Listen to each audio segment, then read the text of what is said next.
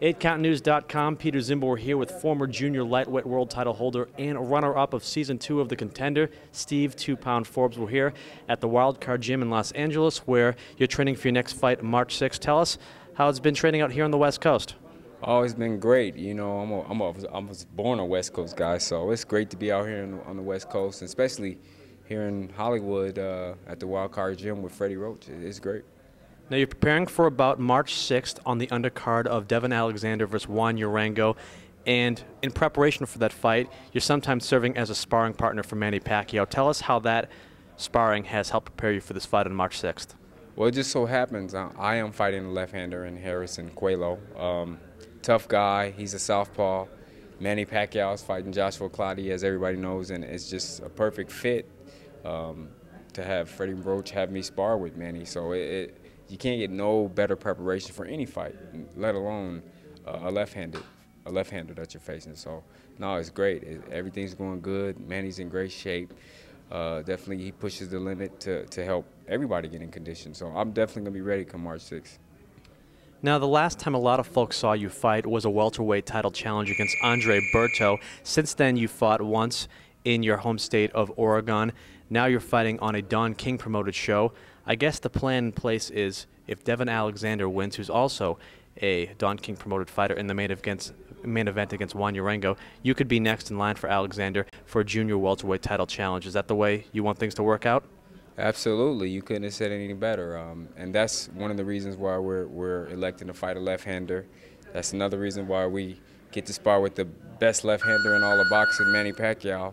And it's, you know, it's a good strategic move from my team and I to be focusing on left-handers. I mean, when you look at either one of those guys that win the fight, it's going to be a left-handed winner, you know, with Urango or Alexander.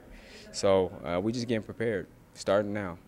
Now, you've been a guy that's taken opportunities where they've presented themselves, even if it wasn't the most ideal of situations. You fought the Contender, which was fought at 150 pounds. That was the highest you'd ever fought up until that point. You fought against Oscar De La Hoya at 150 pounds. You fought against Andre Berto at 147. Now you're back to 140. Tell us how you feel as a junior welterweight again. Well, I feel really strong at junior welterweight. This is my weight class, you know. I mean, I don't have the disadvantages I had in those fights. And it's ironic that I had to take those risks to make the paydays.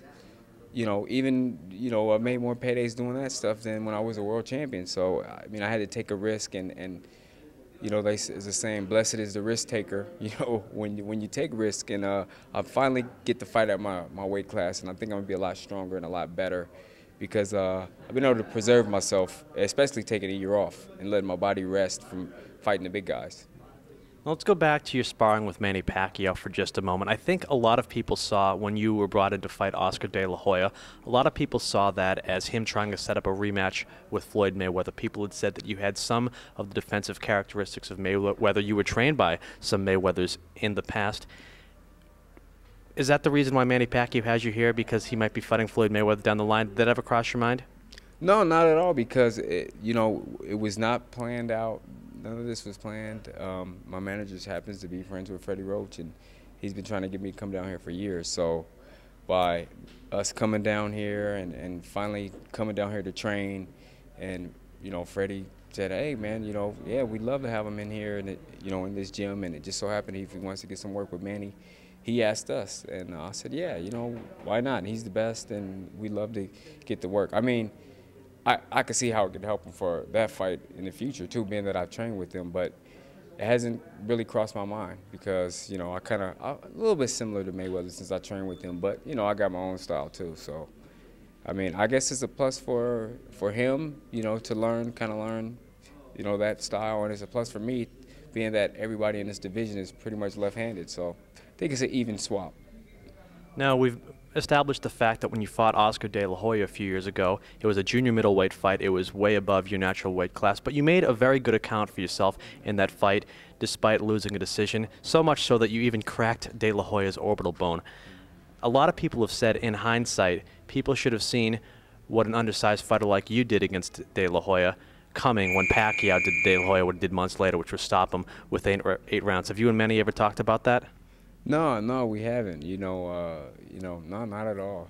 They just, a lot of people they remember, watching me uh, do what I was able to do, and I think Freddie Roach kind of drummed up the idea, like, oh man, we should get Manny on him. I think that kind of, from watching that fight, kind of sparked a little interest for Manny to do that. And I was the prepper. I prepped Oscar up for Manny, so I'll take a little credit for that.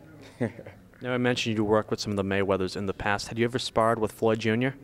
Yeah, but I did spar with Floyd. That was about 10 years ago. A lot of people think, since I worked with the Mayweathers, pretty much a big part of my career, that Floyd and I sparred quite a bit. No, we sparred about 10 years ago when he had just won the title, and we used to spar a lot before that because we both turned pro around the same time and trained in the same gym. We had the same trainer, but no, when he won the title, I sparred with him for his first defense, and that was it. When he fought Angel Man Freddie, and that was it. Haven't sparred since. Now, I know that was a decade ago. Is there any way to compare and contrast your sparring with Pacquiao to your sparring with Mayweather? No, it's totally different. I mean, and also when you become more of a veteran fighter like a Mayweather is now and like a Manny Pacquiao is, when you sparring, you kind of work on things. You're not really, I mean, you push up the pace sometimes, but you're not really showing everything. You kind of work, one round you may see him work on defense, one round he may just work on left hands or right hands. So it's really kind of hard to say. I think a lot of the younger guys would probably have a better assessment than a veteran fighter would, just because you kind of have the same mentality when you're in there. You're just working on a few things and you want to see what's working best for you. So I think because of the valiant efforts you put forth in each and every fight, win or lose, and the fact that you do make yourself available to your fans at fights. I've seen you signing autographs at numerous occasions, that you do have a lot of fans out there. Before I let you go, anything you'd like to tell them about your upcoming fight March 6th and your return to 140 pounds? Stay tuned, guys. You're going to see some of the old, but a new, more dedicated, more focused Steve Forbes, man. I'm looking forward to it. I'm excited. And, man, it's going to be a good ride, especially at 140 pounds. Well, that's been junior welterweight contender Steve Forbes joining us here on 8countnews.com. Thank you, Steve. Thank you. For 8CN, I'm Peter Zimbor.